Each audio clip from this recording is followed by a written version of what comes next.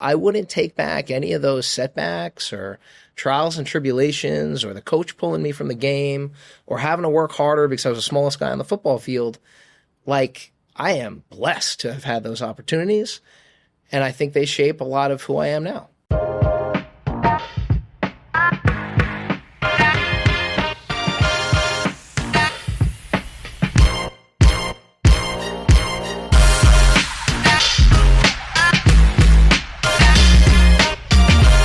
Welcome to Jewish, where everyone belongs. Today, we have Andrew Kent. Andrew is the incoming chair of Jewish Federation of Northern New Jersey, who you know is our lead sponsor of Jewish, where everyone belongs.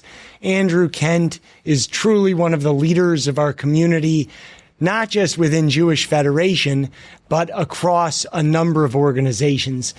Today, we're going to get into Andrew Kent. We're going to try to go under the hood and see what really makes Andrew tick, understand him. I know a lot of us know him as an absolute animal in everything he does, from work to philanthropy to his family, coaching baseball, winning baseball for the younger teams.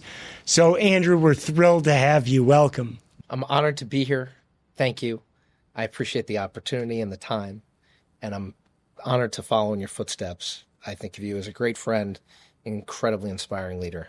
Well, so thank you. And excited to get started. I'm honored to have you here in that, well, for a lot of reasons, but one, I feel like I work for you now.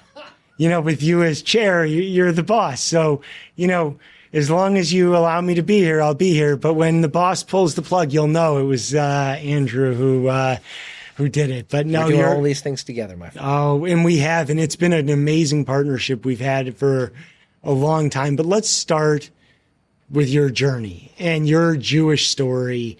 And I really want to dig in here. I know people want to know what makes Andrew Kent tick. And I say it because you're a remarkable wonder of the world of how you do everything you have. So tell us about your Jewish journey, your story, where it all begins, and let it go. It's a great question. I like how you started with baseball. I'm going to take you back to 1992 at Camp Wayne for Boys, which was a summer camp I attended. And I'm playing in right field. And we're in the Camp Wayne County tournament against Camp Starlight. And the ball gets hit to me. I was not a very good baseball player. And I don't catch it. Okay. Not great. Wasn't super happy about it. I was 12 years old. Ball gets hit again. I also don't catch it. Not so good. Coach pulls me out of the game middle inning. Every day for the rest of my time that summer, I went to the dugout in the morning. And I cried. And I reflected about, why didn't I catch that ball?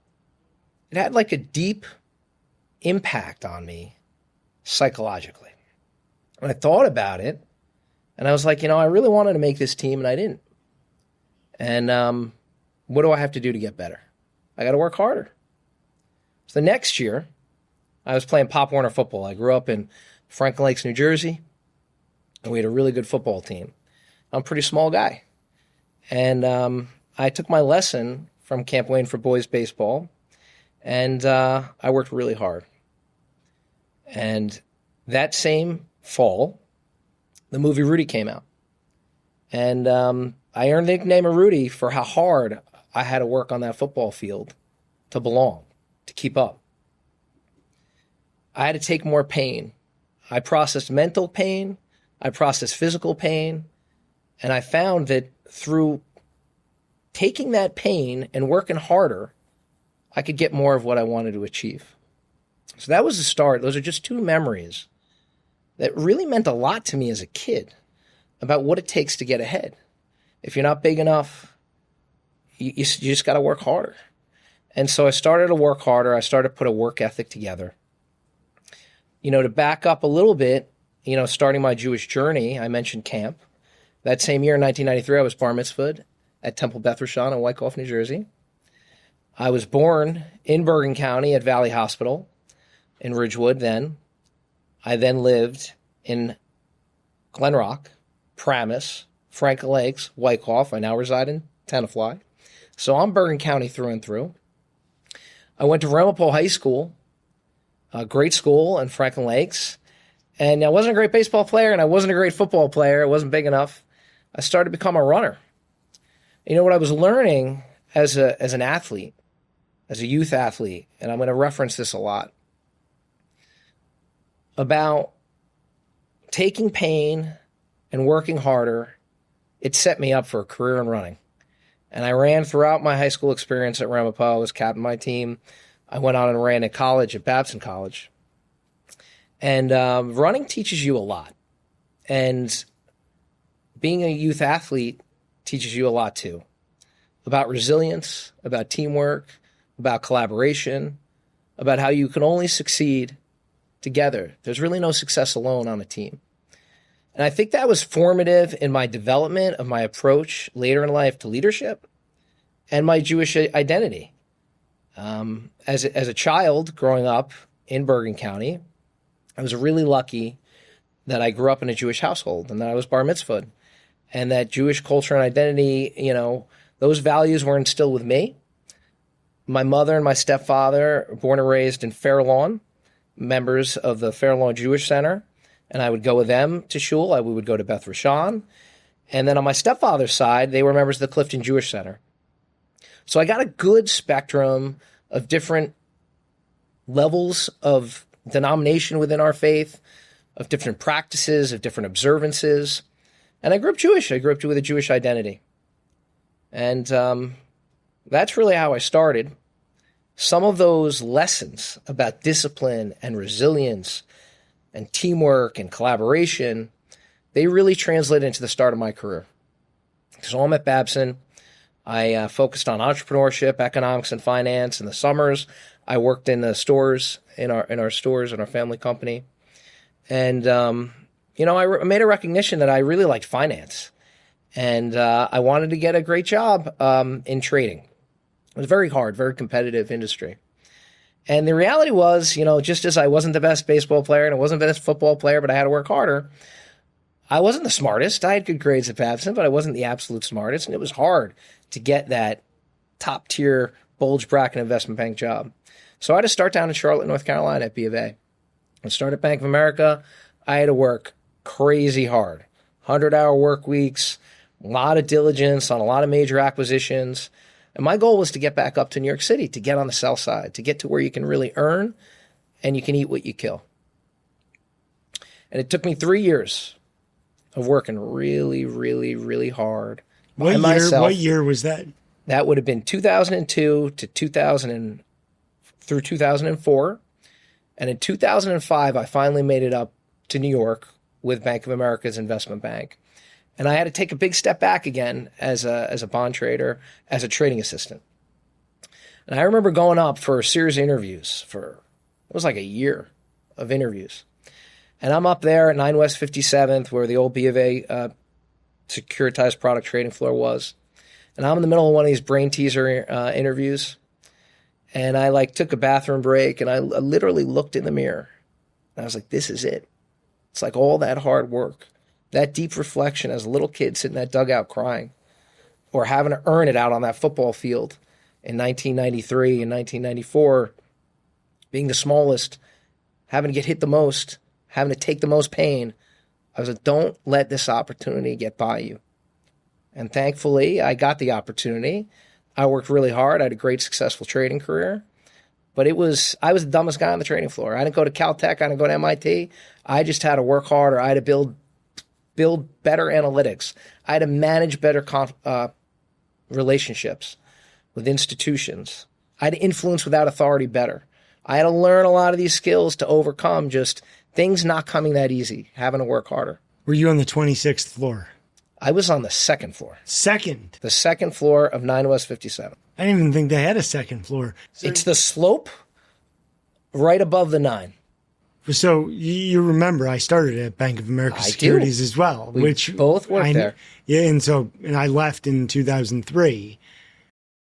And similar to you, but that building was so iconic. It still is. I was just there a few weeks ago. Amazing building. It's Magic. such a shame that you were only on 2 because, I mean, I loved that elevator ride so much because The views above were nice. Yeah, so I started my career on the 48th floor, which was Ross Johnson's floor. You know Ross Johnson from RJR Nabisco. Okay, yes. So RJR Nabisco, there was a book called Barbarians at the Gate. I'm familiar with it. Have you read it? I have read it. It's one of the books that inspired me and to go into investment banking and to go into business generally was that, and to start my career at 9 West on 48. But yeah, Bank of America Securities was very special. And so we're going to get back into your journey, but I mean, I can feel the pain, and I know the pain. I think a lot of people who've been successful know the pain. How do you deal with that? And I say deal, how do you provide that to your kids? Because I think one of the challenges is we all want to make our kids' lives better, which sometimes means easier, right? So how do you let them feel the pain?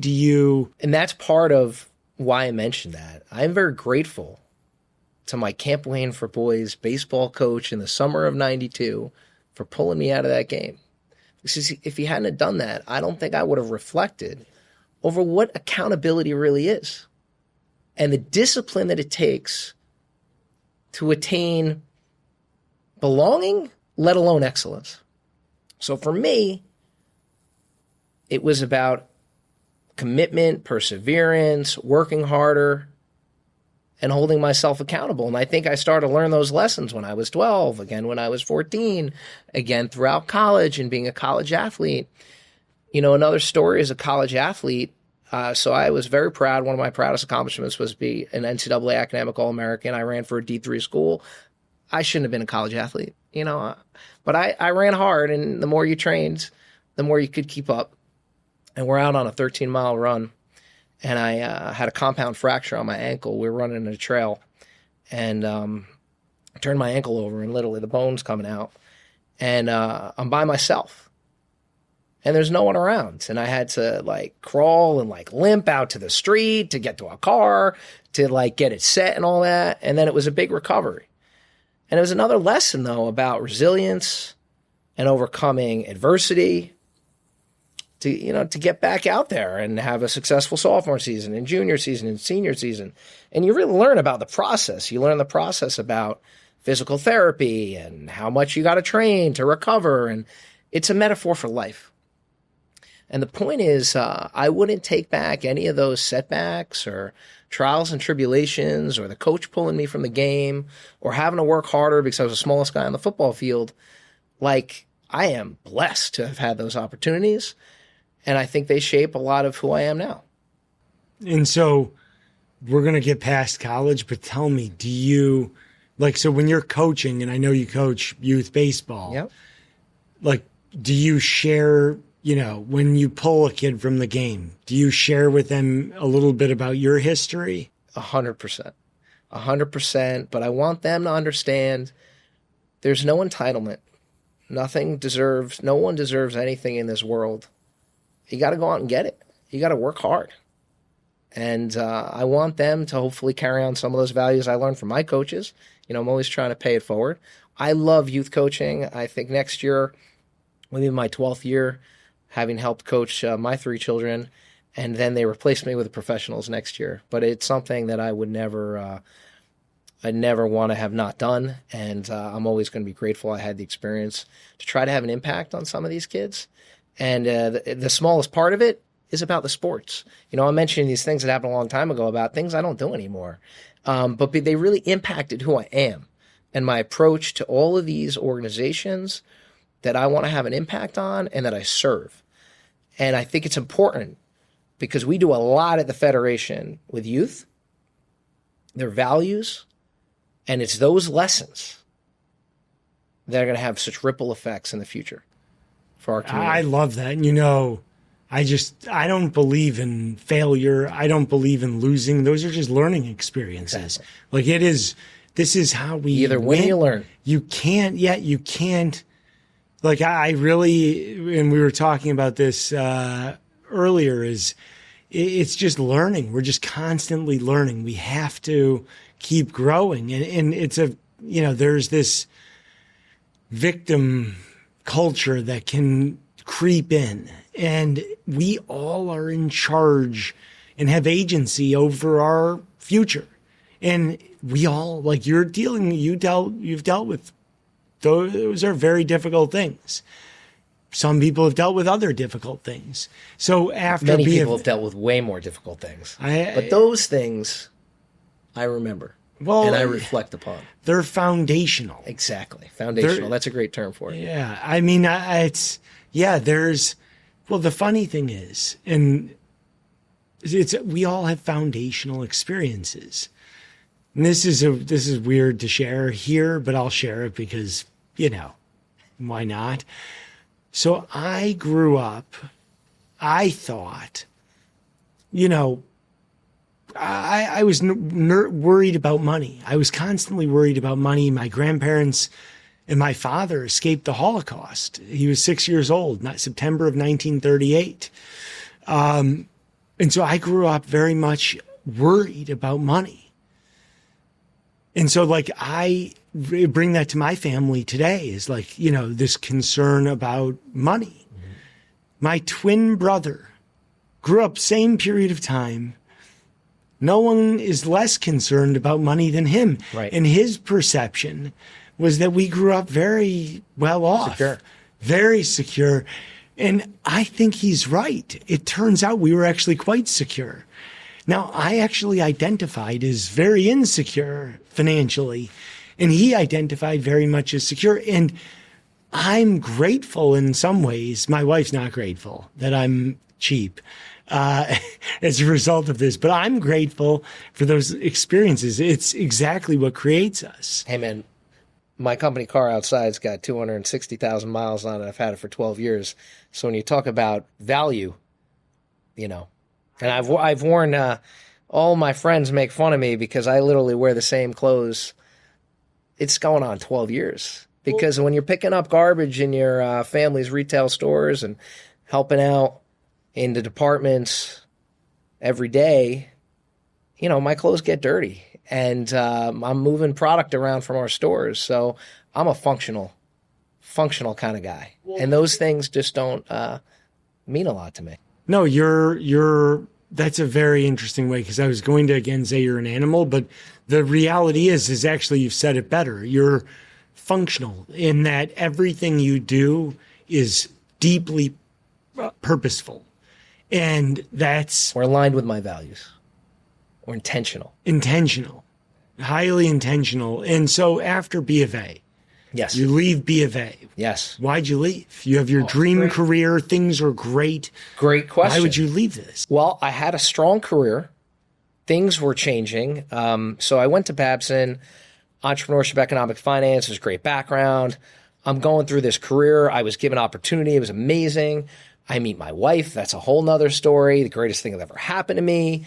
We're living in Chelsea, and I really wanted to continue my education. So I did the nights and weekends at NYU, master's in quantitative finance. I'm walking to class on nights and weekends. It's great. I'm working really hard. And the career's going great, but that's during the financial crisis, which deeply impacted the securitized mortgage market. But it's going great. We make it out of the crisis. Things are still going great. And a lot of my rabbis left and they went to Nomura. They were like Lehman guys, then ended up at Nomura, a Japanese investment bank, after B of A. And they poached me. And I went over to Nomura. I had another great 2 years. And eventually, I started realizing the impact I wanted to have. And the impact I wanted to have in that career, it just wasn't going to deliver what I kind of had always wanted to do. I always envisioned myself going to the family business. And it was basically about time. It was an inflection point in my career, and it was about time to take the other path. And I interviewed with a family business back, and I started in January of 2014, and that's when I returned. And I started all over again, and it was kind of crazy to run a career in finance and running a mortgage trading desk to kind of start over in the ShopRite at Avenue I, Brooklyn, in the can promotion in the depths of the winter. And that was quite a stark juxtaposition of environment. And but I loved it, and I learned a lot. What? Yeah. The can? The can promotion, it's a sale that Wakefern ShopRite has had for many decades. Mm. And what does that mean? And I'll draw I'll illustrate it.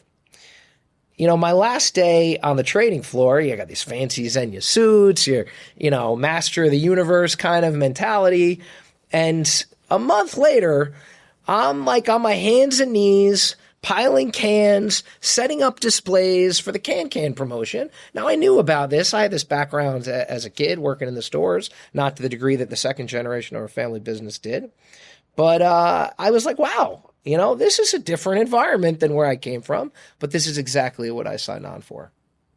And I had to learn throughout the store at a higher level than I had learned as a kid how to do many of the tasks. And if not, many. There are many. This is a large business, and I'm really proud of how we've scaled it over the last 12 years. And I'm very grateful just to have the opportunity. So, okay. So you go back and you're in Brooklyn? We were living in the city still. This is before we moved out to Tenafly. We had 2 children at the time, and I'm commuting to Brooklyn from Manhattan and mainly spending my time in that store. We just remodeled that store, and we were about to open what is now the largest supermarket in New York City in Brooklyn. And that was my first real experience to open a store. I hired 600 associates to staff that store in East New York, Brooklyn. It took real courage. This was a food desert, low-income community, rough neighborhood. And what we've done in that community over the last 12 years has been nothing short of historic in providing more fresh food, more produce, more fresh meat, fresh seafood for that community. And it's really changed lives there and changed diet and health outcomes. And I want to get to the impact that the stores and you and your family through the stores have. But it's just sticking with the professional side of it. Yes. Okay, of the jobs that exist, how many of them do you think that that you're capable, that you can do, that you know about? It's a great question. You learn a lot when different parts of the world start to unravel. I was blessed to get a world-class education in our financial system during the great financial crisis at the front row. Understand liquidity. Understand systemic risk. Similarly, during COVID, when we're essential, and we've lost many lives, unfortunately, of our associates during COVID. And we were very early in the COVID spike in hotspots, like in Paramus and Englewood with Teaneck, and like in Avenue I, Brooklyn, in those communities as we were gearing up for Passover, if you recall, when things started to get really crazy. I had to do a lot of jobs that I wasn't really great at. Slicing cold cuts, preparing. I was good at packing out toilet paper and paper towel, and there was a lot of that. That just took hard work. But things that took skill, I would say that I'm not great at a lot of them. We have experts in our meat department, master butchers, in our seafood departments. We've got expert culinary talent and I have gone to culinary school to try to upskill my culinary talent. So I can cook Which okay. I hear is very good. Oh, you're very kind. I can cook okay, but I'm no master butcher, and you don't really want me slicing your cold cuts either. Yeah, but I try. Well, I knew that was ultimately going to be your answer in that, because I know you have world-class professionals, in their areas. But my bigger point, and I think it speaks to success and what it takes to be successful, is in part the willingness and ability to step into any and every job whenever the need is there. And I've just heard like the greatest people. I want people on my team, and I suspect you think similarly. People who are willing to step up when you need them to step up. Yeah. 100%. And I know that's how you think about the world. It was imperative during COVID and beyond to step up in our company, and we have a long history of leadership by example, leading at the front lines from our first generation to our second generation to the third. You have to be willing, not beyond willing. You got to enjoy being on that sales floor, being at retail, packing out, making the customer happy. You got to get satisfaction out of selling. You got to have satisfaction out of our purpose, to care deeply about people, helping them to eat well and be happy. It's an amazing industry with amazing people that serve one of our key foundational priorities at the Federation, which is food security. You know, we're there to help people eat and nourish their families. And I think that's a really important mission that resonates with me. And I enjoy it. And you have to be willing to do it when sometimes your team isn't there or can't be there or needs more training, or we can't let our standards slip. It's a very difficult business. It's an amazing business. Well, and it's that love and that really, I don't want to say passion, it's more like empathy that you have towards people, and the connecting the need to eat healthy, the need to deliver for those people. It's very... And at value. Yeah, and value is so important today. Difficult times. Affordability is challenging for most of our customers and our associates. So really trying to... And COVID was a masterclass in being there for people, for your associates and your customers as they're going through both public health concerns, mental health issues. COVID was a scary time. In our industry, it was really scary. We learned a lot. And we're in a better place now, having gone through it. So now let's jump into the Jewish journey, into philanthropy. Yes. So you make the move out to New Jersey, out to Tenafly. Yep. What was the beginning of the move into all you do for our community, whether it's Jewish Federation, the Kaplan JCC, on and on and on. We can talk about Jewish Family Services, but just start at the beginning. How did you get involved? And I think it's really important for everybody to think about this as themselves, because everybody has this opportunity to get involved. But how did you get involved? Well, there's two real paths to answering that question. And one you're part of, and I'll explain that path. And the other one, it's family. I'm third generation Federation. My grandparents on my maternal side and my stepfather's side in the Fair Lawn community were big Federation supporters and their extended family. And then my stepfather got me more involved. Literally, when we were about to move here, I went to a King David dinner at Fred and Merle Fish's house. Introduced me to a lot of the players that are still around. It had a big impact on me. To be honest, Irv had been taking me to a variety of Federation events my entire life. That's one path. The other path is my wife is a genius. And she knew when we were leaving Manhattan, she was like, where do you move? If I had stayed in finance, we're probably going to move out in Long Island. She's from Long Island. She's from Great Neck. My brother-in-law, he was up in Westchester. So it's like you got three choices, right? You move to Long Island, you move to Westchester, you move to Jersey. I grew up in Jersey. Getting a Long Island girl to move to Jersey, it's hard. It's not a lot of precedence for that. I've never heard of it. Not a lot of precedence for that. Yeah. So she's like, your headquarters, you change careers, your headquarters in New Jersey, most of your stores in New Jersey, you have some in New York.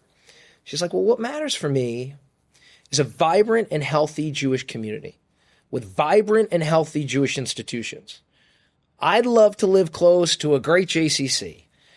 I'd like to live close to an amazing congregation. I'd like there to be great day camps for our little kids close to our house. It was like, boom, tenafly. What's the first thing we do?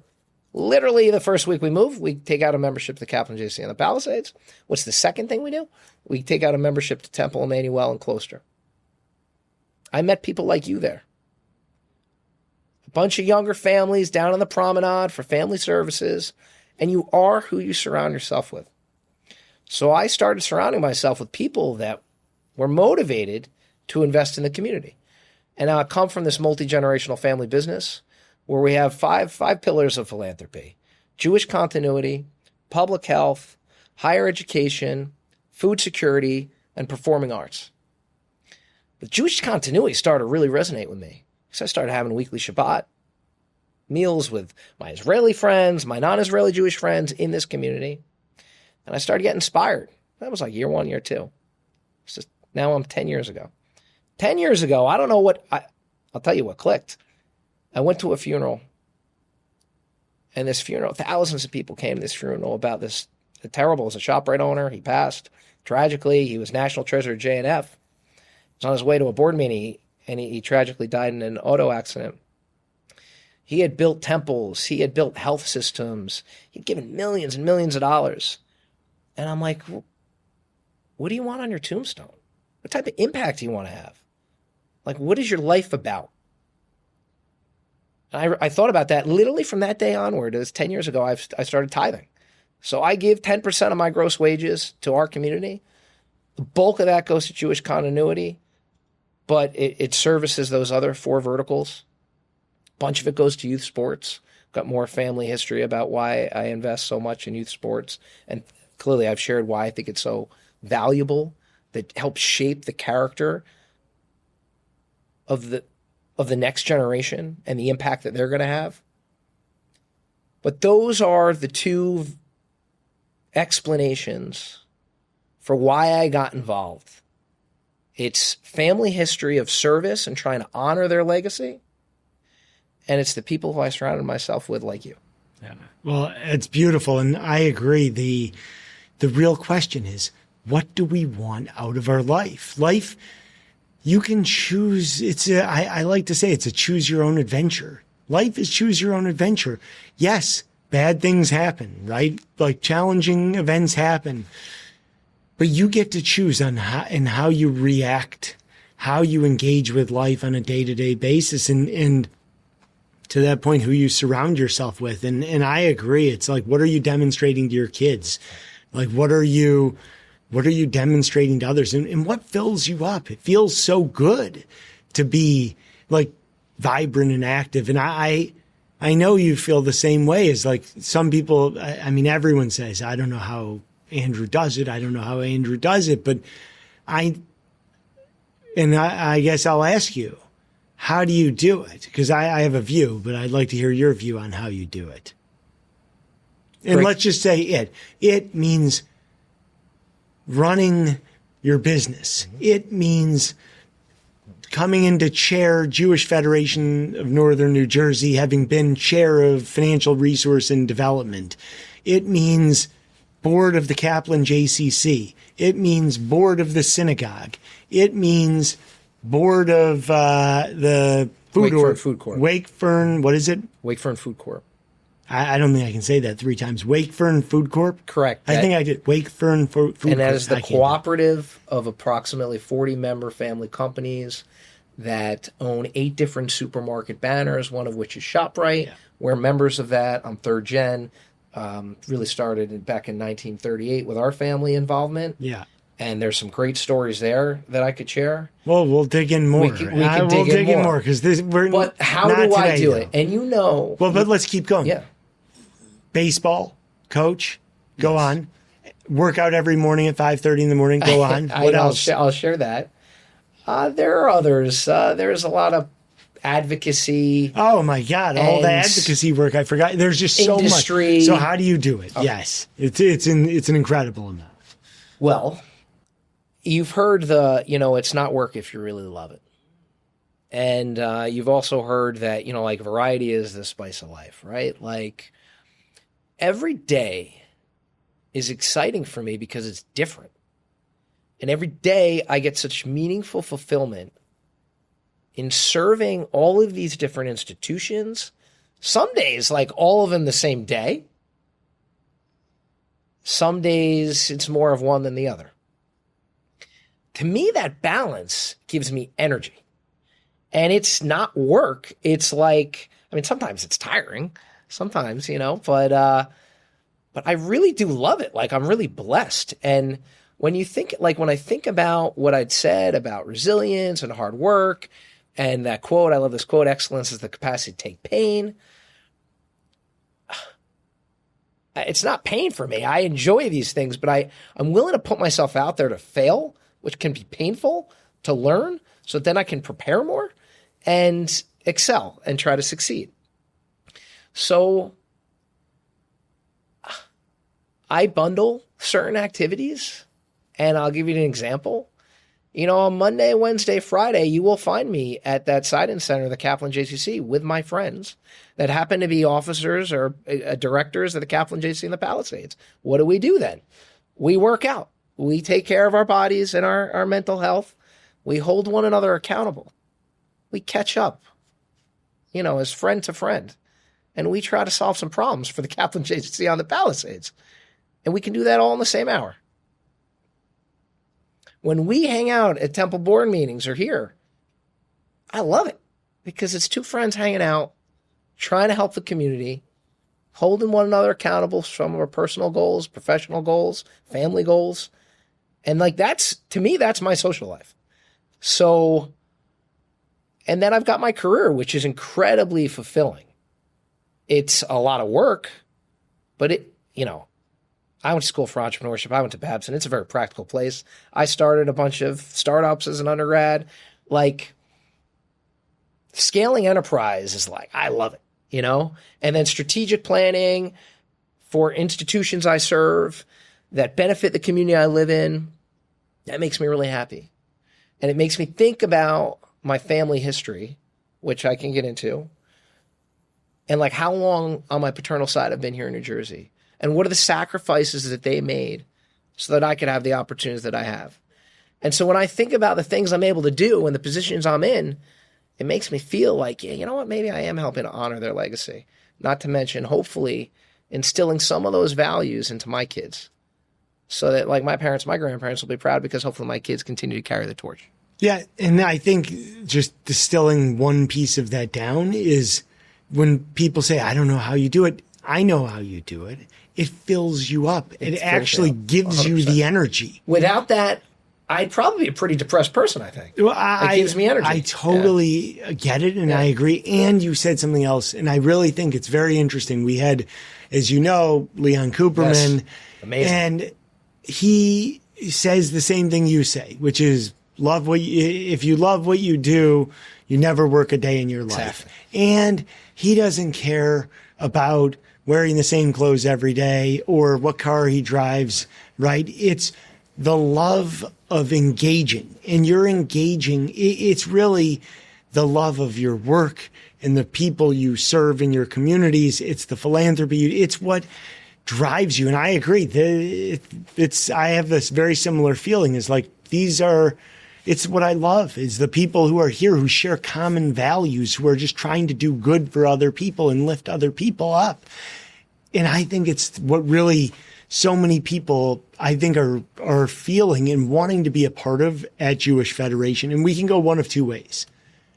Why don't we go with your family background a little bit, and then I want to get into your stepping into the chair position and what you kind of are looking to do over the next 2 years. So let's start with the history. Give us your paternal history. And awesome. Yeah. So it's great because we're on the doorstep of America 250. And, it kind of blows my mind to have some of this family history, and it gives me great pride to share it to my kids when they go to like the Revolutionary War Museum in Springfield, New Jersey. The Tenafly Public School System sends them there, and I can hand them a printout from Ancestry.com that shows my great-grandfather, 7 generations removed, Timothy Meeker. He fought in the Battle of Springfield, which is the defining battle that repelled the British invasion during the Revolutionary War. That in my lineage, on my paternal side, I'm a direct descendant of George Washington. I think that's cool. And I think when you have kids, it helps make the history real. I think it's awesome. And I feel like I always think I can see the similarities in how you look. I think George, he was a lot taller. You know, I actually don't think it, but I always do think that when you say it. Appreciate it. But the, my paternal grandfather, George Washington Kent, who fought in World War II, he stormed the beaches of Normandy, helped liberate concentration camps in the Army Corps Engineers. And when he returned to this country, he settled in Hawthorne, New Jersey, in Passaic County, and he co-founded Little League. So again, back to the baseball, and one of the reasons why I sponsor and coach, and I've been so involved in youth baseball and youth sports, is because it meant a lot to my grandfather, and it meant a lot to my dad, and it means a lot to me. And I think it was smart because they know how much of an impact it can have on a child's future. So I have this deep sense of service to my country, impact to the community, because those before me had participated in that. And then I step into a family business on my stepfather's side that literally serves the community. The story on that side is amazing. So my stepfather, who went to Yavna Academy when it was in Patterson, he tells a story, and they were studying the Great Depression. And they're at Yavna, and they're looking in the textbook, and there's like a picture of what people had to resort to during the Great Depression, which was peddling produce on like the street corner. So he goes home from yeshiva, and he's like, "Hey, Dad, what did you do during the Great Depression in Fair Lawn?" And this is what he had done in Clifton and Patterson and Newark. And he said, "I peddled produce on the street corner." And Glass Brothers Produce was founded in 1938 as a little produce concession. And then in 1955, they joined the Wakefern Food Cooperative with a little store on Passaic Street in Rochelle Park, where we still have our flagship and our headquarters. And I think about their journey. And their journey was an amazing journey of one brother going to fight in World War II, the other brother staying to manage the concession, the produce concession. And then one brother came back from the war. The other brother shared half of what he had earned. And, you fought for our country. This is yours. Let's scale this. And they scaled it. And Irv and his first cousin really scaled this company, served these communities. We were in Rochelle Park first. Then we entered the Paramus community. Then we went up to Rockland County in New York. And then we grew and we grew and we grew. We're about to open our 14th store in Valley Stream, Long Island next year. But their service, we've been serving some communities since the 50s. You have to think differently about how you support a community for generations. You end up sponsoring everything, and you become a real institution of the community. I find great meaning in that. Great meaning. When you go to the local police department, and more than half of them used to work in the store when they were a kid, it's very fulfilling. It's an amazing industry, and I'm very blessed. So that is the direction of my background and one of the reasons why I want to serve. I didn't serve our country, so this is my service. It feels like you were born to serve.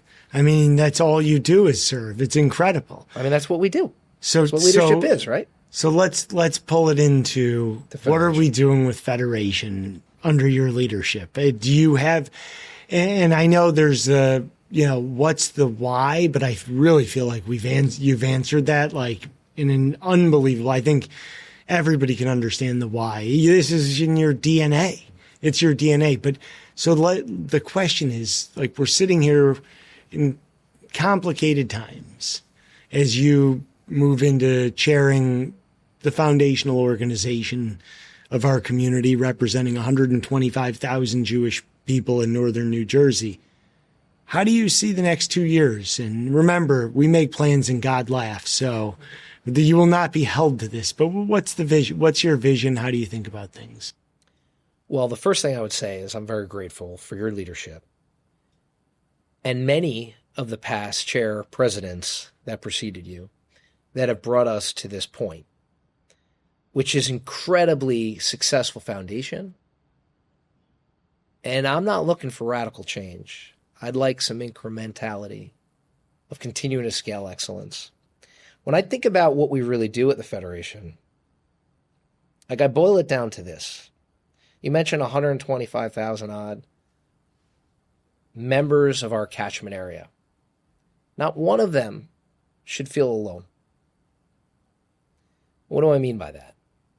You know, I clearly understand our mission, having been like the first corporate sponsor of Supplies for Success and March Mega Food Drive. And so when I think about underprivileged, elderly, food assistance, mental health, support of Israel, support of all of the institutions for the reason why I am here for generations to come as a fiduciary to make sure they continue to thrive and flourish. My vision is if we can become a little bit more financially stable, and under your leadership, we become more financially stable than we were before. And, you know, Daniel Suffman did an amazing job. Lee Lasher did an amazing job. Roberta Abrams was amazing. These are in order of my president, board chairs since I've been on the board, and Roberta was nice enough to put me on the board. You've accomplished so much through trying times. October 7th, many, many crises, massive rise in anti-Semitism, hate crimes. You know, my vision is continued financial stability. It is to continue to, you know, build up this concept that you speak so eloquently about one community, to continue to build on it.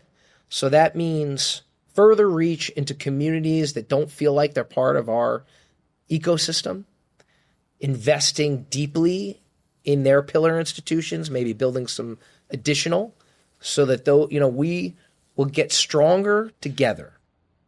You know, great times of crises present two different paths. They could splinter us across denomination or political ideology, or they can bring us together. I want to bring us together. The characteristics of leadership that I will bring to this that are foundational to some of the experience I spoke to is, hey man, 100 nothing, 5 foot nothing, the whole Rudy story. Like I got bullied. Like I've always had to stand up to bullies. So does anti-Semitism resonate with me? Does our people's plight resonate with me? Am I going to stand up? It's all I've done my whole life. It's all I'm going to continue to do. It's all I know. How do I want to try to lead? I mean, I'm going to try to lead empathetic, service, support with resources, the amazing professionals that we have here at the Federation. And this isn't radical change. This is just to continue to execute at a high level, try to scale the enterprise. I think I've shown a proven track record to do that. I'm a big fan of this guy, Patrick Lencioni. He's got this trust pyramid. You've probably heard of it. And the foundation of that pyramid is trust. And after that, you get conflict. And after that, you get commitment and then accountability. And at the pinnacle of that pyramid are results. That is how I lead. That is how I engage with leaders, like Jason, for instance. That works. Say it one more time. Trust pyramid. Yeah. Trust. Yes. We got to establish trust. Yes. We have trust. Okay. Yeah. Then, very few times we've had conflict because through conflict we'll get to possibly better solutions. Mm-hmm. Then we're going to commit to some type of resolution. But once you have trust and once you have some conflict and then you've got commitment, we'll be able to hold one another accountable. Yeah. You do all those things, you deliver results. It's fantastic. And that is what we're going to do here. That's what we've done here. But we're going to hopefully go a little further. Yeah, this is why I'm so excited. And we've talked about this, is you are so thoughtful and experienced in like what you've built. And I think you've laid it out so well. The arc of your career professionally and philanthropically, like I can't think of a better person to be leading our community. And I just wish our community was the entire Jewish community around the world, because this is what we need, is we need your ability to execute, your ability to be deliberate, be focused, and push everybody to that point where we can all be better and better together. This is fantastic. Well, I appreciate it. Hey, man, I'm right there with you, and we both work really hard. I'm right to there try with to you. deliver results and create that impact. And the greatest joy, I know, Sue, and in the last Jewish podcast, you had Michael Collender, board chair of the JZC, and Sue Gelsey, the CEO, and she talks about Jewish joy. I think my greatest Jewish joy is a sense of belonging to this community. And when we lift one another up, that feeling I get in that promenade of Temple Emmanuel with the young families, or High Holy Days, or, I can be at Federation board meetings and I'll get a tear in my eye thinking about what we're doing. And, or in the Kaplan JC, the Palisades, I think my greatest points of happiness outside of my, my wife and my kids and my career, it's the community, and it's these institutions, and it's accomplishing things with these institutions. It's deploying the money we raise to have the impact that we have at home for these institutions and supporting of their mission, and in Israel. It is very fulfilling, and I'm very lucky to be part of it. We're so lucky to have you, and so inspirational. Thank you, Andrew, for being here. This is amazing, and thank you for everything you do. Thank you, Daniel.